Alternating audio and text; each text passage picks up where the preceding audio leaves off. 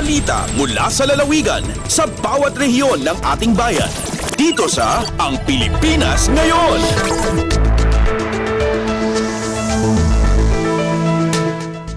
Dumako na tayo sa ating regional news. Unahin natin ang mga balita mula sa rehiyon ng Luzon. Mula sa Lawag, mahigit 137,000 piso na substandard na GI wires sinira ng DTI. Ang detalye ng balitang ito mula kay Rani Dorilag. Umabot iti siya mapulog ito pat arolyo ti GI wires wenno barot tinakumpiskar at dinadael lagi di pa nakabagi ti Department of Trade and Industry Region 1 kin Ilocos Norte. Gaputat dagitoy ket substandard inmatangan ti Commission on Audit ken Disposal Team di pa nakadadael dagi di barot. Segon kini Chief Consumer Protection Division Zaldi Zafra ti DTI Region 1 may bilang dagitoy asaan apimasa iti Philippine Standards nga awanan ti PS mark wenno ICC mark. Agbalor ay tinasarok sa ngasot 37,000 dagiti rinulyo aparot. Inayon pa ni Consumer Protection Division Head Dominator Alberto iti DTI Ilocos Norte nagupay dagiti may delivery ito bisina da dagitoy ket nakumbiskar nagdagot iti nasarok inamagasot aribo pesos akatungad ti inamagasot ket may sa arolyo iti barot. Manibot iti Radyo Pilipinas Lawag, Rani Durilag para sa Radyo Pilipinas World Service. Balita mula sa lalawigan sa bawat rehiyon ng ating bayan. Dito sa Ang Pilipinas Ngayon.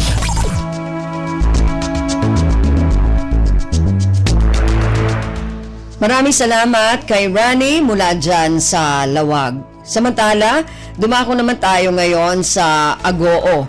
Mga magsasaka sa La Union, nagpasalamat sa karagdagang 5 pisong insentibo sa presyo ng pagbili ng palay ng NFA. Paglalaan ng karagdagang 20 milyong pisong pondo mula sa pamahalaang panlalawigan, inihahanda na.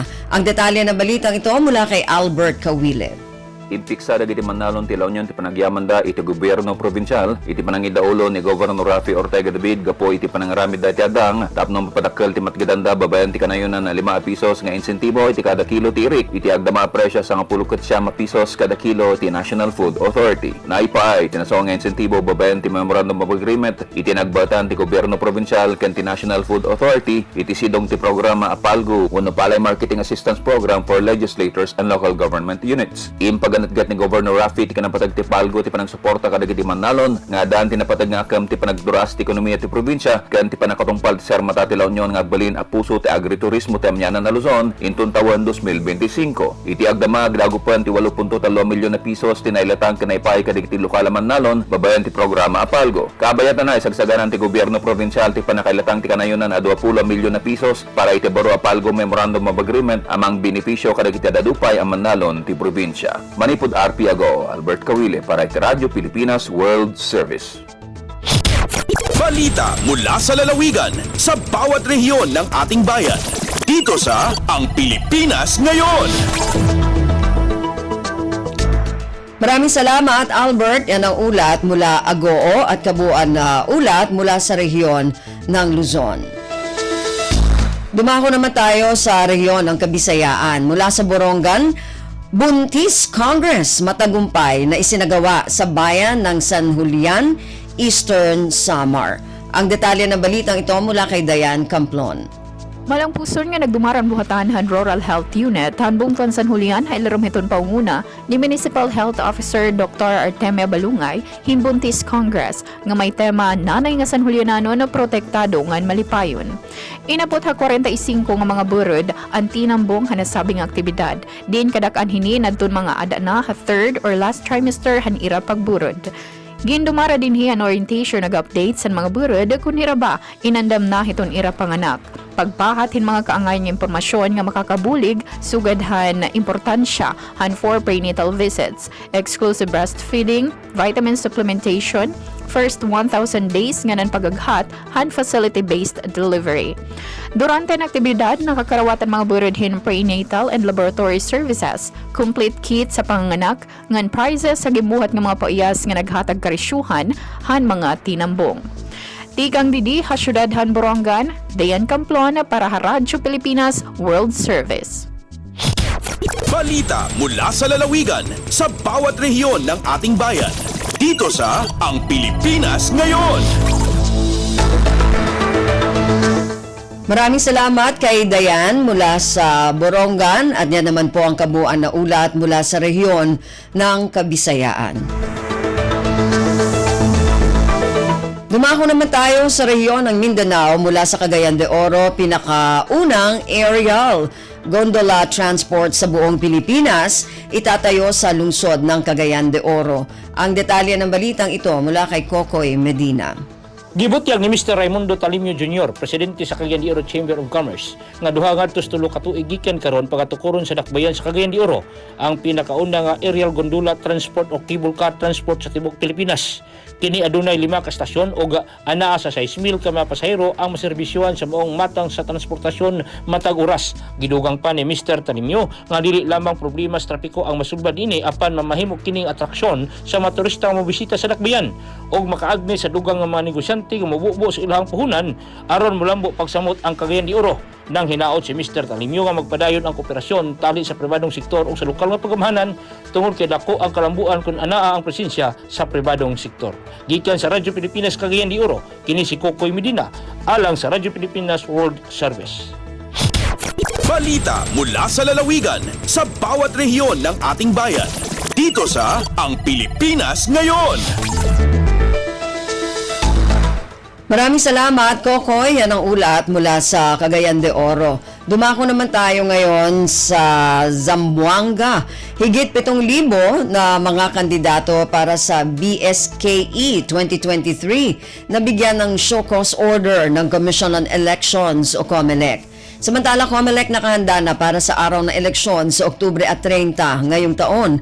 Ang detalye ng balitang ito mula kay Justine Bulanon. RCV show cause order el 7,000 baga kandidato para na Barangay and Sangguniang Kabataan Elections 2023 desde na Commission on Elections. Asigun kun COMELEC Chairman George Erwin Garcia, por causa na magareklamo kay RCV el Comisión, donde el argumente taman kampanya estos mas temprano y maskin antes principio día de campaña. Asigun también, 27 de 7,000 candidato el RCV show cause order estaba na región de Zamboanga Peninsula, donde 9 el estaba na ciudad de Zamboanga. Además con Garcia, doble kampanya kontra premature campaigning ella implementa sila y también a caso de vote buying por causa y principia el campaign period este Huwebes que viene. Preparado asigun el COMELEC para ng BSKE, donde ya distribuye estos maga-election paraphernalia na rehiyon por medio de ayuda estaba ng maga-partner agencies como el AFP, PNP, Philippine Coast Guard. Tasiguro también si Garcia que ay tiene Pacifico election este Oktubre 30. Desde la ciudad de Zamboanga, ese si Justin Bulanon para na Radyo Pilipinas World Service. Balita mula sa lalawigan sa bawat rehiyon ng ating bayan. Dito sa Ang Pilipinas Ngayon. Maraming salamat kay Justine mula dyan sa Zamboanga. Samantala, dumako naman tayo sa Iligan, Unity Walk para sa paparating na Barangay at Sangguniang Kabataan Elections 2023. Narito ang ulat mula kay Alwidad Basher. Usa ka Unity Walk ang gibuhat sa lokal nga kagamhanan sa dakbayan sa Iligan sa niaging adlaw para sa pag-abot sa Barangay ug Sangguniang Kabataan Election 2023. Nagparid kini sila sa mga dakong dalan ug kalsada sa sulod sa syudad kauban ilang mga partners government agencies ug sa sektor sa mga private organizations. Ilang gipangandoy ang peaceful na eleksyon sa tibuok Iligan. Nag-ampo kini na walay mahitabong samok sa pagpili sa mga musunod na mga leaders sa tig-usa ka baryo dinhi sa ilang dakbayan. Apil po dinhi ang paglagda sa commitment sa matag kandidato sa BSKE mawang peace covenant signing kauban ng sektor sa seguridad. Kini pagsiguro nga walay mahitabong samok sa adlaw sa eleksyon. Samtang positibo ang mga Iliganon sa usa ka limpyo ug peaceful na butuhan sa umaabot nga eleksyon. Mutuo sila na dako ang kantidad sa ilang boto para sa nindot nga kaugmaon ug asenso sa tibuok Iligan City. Gikan sa RP Iligan, Alwidad Bashir para sa Radyo Pilipinas World Service. Balita mula sa lalawigan sa bawat rehiyon ng ating bayan. Dito sa Ang Pilipinas Ngayon. Maraming salamat kay Alwidad mula dyan sa Iligan at yan naman po ang kabuuan na ulat mula sa rehiyon ng Mindanao.